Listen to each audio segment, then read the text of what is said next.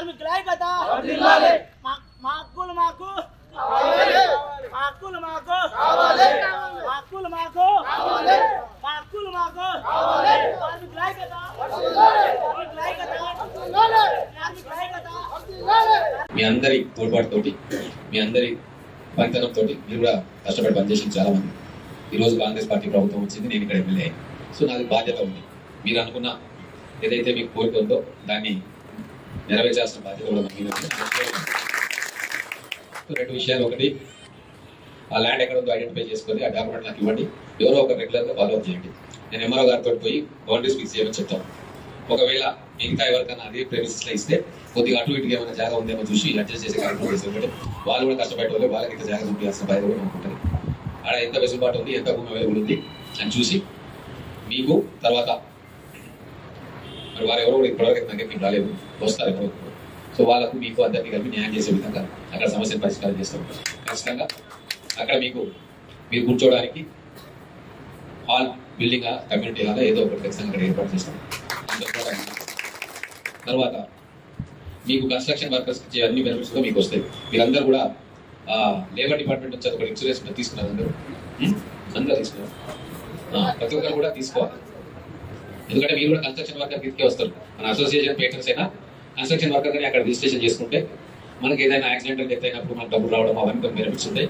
తర్వాత ఈఎస్ఐ మన హాస్పిటల్ ఉంటుంది హైదరాబాద్, దాంట్లో కూడా ఏమైనా బెనిఫిట్ వచ్చే అవకాశం ఉంటుంది. కాబట్టి ఒకసారి మీరు అందరూ కూడా కూర్చొని దానివల్ల ఏమేమి వస్తుందో లాయర్ దగ్గర కూర్చొని చేసుకొని ఆ ప్రకారంగా మీరు చేసుకోవాలి. అలాగే ఇప్పుడు మొత్తం మీకు గతంలో కూడా అన్నాం, గవర్నమెంట్ కూడా చెప్పినాం, ఏదైతే గవర్నమెంట్ కాంట్రాక్ట్లు ఉంటాయో అక్కడ లోకల్ పెయింటర్స్కి అవకాశం ఇవ్వాలి. పెయింటింగ్ అని చెప్పడం జరిగింది. ఇంకా పెద్ద దృష్టికి ఇంకా పోలేదు, దాన్ని తీసుకొని పోవాలి. ఖచ్చితంగా ఇప్పుడు స్కూల్స్ కానీ మిగతా గవర్నమెంట్ బిల్డింగ్స్ పెయింటింగ్స్ అన్నిటికీ కూడా బయట వాళ్ళని ఎవరితో ఇవ్వకుండా లోకల్ ఎక్కడికక్కడనే ఇచ్చే ఏర్పాటు చేస్తే మీకు కూడా ఇక్కడ ఉపాధి దొరుకుతుంది. ఇంకొకటి, ఈరోజు వాస్తవంగా మేము ప్రతి నియోజకవర్గంలో 3500 ఇళ్లను మేము శాంక్షన్ చేసాం, కట్టుకుంటున్నాం. వాళ్ళంత ఇంటికి కూడా పెయింటింగ్ అవసరం. కాబట్టి ఖచ్చితంగా మీ అందరికీ కూడా ఉపాధి దొరుకుతుంది. మహబూబ్నగర్ ఉన్న వాళ్ళ, గ్రామాలు ఉన్న వాళ్ళ మీ పెయింటర్స్కి మళ్ళీ మా తరఫున ఎన్నో రకాలుగా ఉపాధి అవకాశాలు వస్తున్నాయి. అది మహబూబ్నగర్లో కూడా దాదాపు 1800 ఇళ్లకు మనం ప్రొవిజన్స్ ఇచ్చినాం, కట్టుకుంటున్నారు వాళ్ళు. వచ్చే సంవత్సరం మళ్ళీ ఒక 2000 ఇళ్లకు అట్లా మళ్ళీ కూడా ప్రొవిజన్స్ ఇస్తాం. కాబట్టి మా తరఫున మేము ఏం చేయాలో అది చేస్తూ ఉన్నాం. మీరందరూ కూడా కలిసికట్టుగా ఉండండి. మీ ఉమ్మడి సమస్యలు ఏమైనా ఉంటే నా దగ్గర తీసుకురండి.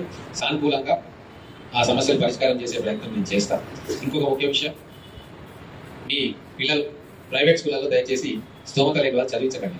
గవర్నమెంట్ స్కూల్లో చేర్పియండి. బ్రహ్మాండంగా అక్కడ మేము పాఠాలు చెప్తా ఉన్నాం, టీచర్లను పెడతా ఉన్నాం. మహబూబ్ నగర్ అనే టౌన్లోనే ఎన్నో స్కూల్స్లో మంచి రిజల్ట్ వచ్చిన 100% రిజల్ట్స్ వచ్చిన స్కూల్స్ చాలా ఉన్నాయి. మేము ప్రత్యక్షంగా పర్యవేక్షిస్తాం. కాబట్టి మీ పిల్లలు ఎవరైనా చదువుకునే పిల్లలు ఉంటే 8th, 9th, 10th మీ స్తోమత ఉండి మంచిగానే వర్క్ జరిగి కాంట్రాక్ట్లు చేసుకుంటే ప్రైవేట్ స్కూళ్ళలో కూడా నాకేం అభ్యంతరం. కానీ ఇబ్బందులు పడి అప్లై చేసి మాత్రం చదువు పిల్లలు చదివించాల్సిన అవసరం ఇప్పుడు కాంగ్రెస్ ప్రభుత్వంలో లేదు. మేమే బాధ్యత తీసుకుంటా ఉన్నాం, మేమే స్కూల్స్ పర్యవేక్షిస్తా ఉన్నాం.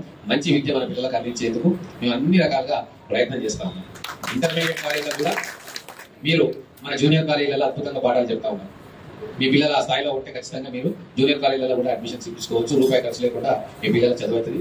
ఇవాళ రేపు చదువుకు పెళ్లికి రెండింటికి అప్పులు చేయాల్సి వస్తా ఉంది. తర్వాత వైద్యానికి అప్పులు చేయాల్సి వస్తా ఉంది.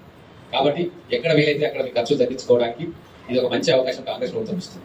ఆరోగ్యశ్రీ కూడా గతంలో 5 లక్షలు ఉంటే ఇప్పుడు అది 10 లక్షలు చేసాం. అది మీ అందరికీ కూడా పడుతుంది. మీకు ఎక్కడ ఇబ్బంది ఉన్నా కూడా ఎక్కడ ఆరోగ్యశ్రీ హాస్పిటల్స్ ఉన్నాయి అక్కడ జాయిన్ చేసుకుంటే తక్కువ ఖర్చుతోటి మీ వైద్యకు సంబంధించిన అవసరాలు కూడా మీరు పూర్తి చేసుకోవచ్చు. కాబట్టి ఇక రాబోయే రోజుల్లో మీరు అందరూ కూర్చొని ఏం చేస్తారు, ఎట్లా చేస్తారు ఆలోచన చేయండి.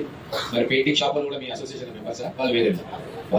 కాబట్టి మీకు మీ వృత్తికి సంబంధించి మీరు ఏం చేయదలుచుకుంటారు, ఎట్లా చేయదలుచుకుంటారు, ఏమైనా ఐడియాస్ ఉంటే ఆలోచనలు ఉంటే నాతో పంచుకుంటే నాకు చేయగలిగే సహాయాన్ని నేను మీకు చేస్తా. మీకు అందరూ కష్టజీవులు, కష్టపడే మనస్తత్వం ఉన్నవాళ్ళు. కాబట్టి మిమ్మల్ని ఆదుకోవడానికి, మిమ్మల్ని సపోర్ట్ చేయడానికి మేము కానీ మా ప్రభుత్వం కానీ మా నాయకులు కానీ ఎప్పుడు కూడా సిద్ధంగా ఉంటారని తెలియజేసుకుంటూ వస్తాం. అలాగే ఇప్పుడు ఐడి కార్డు ఒకసారి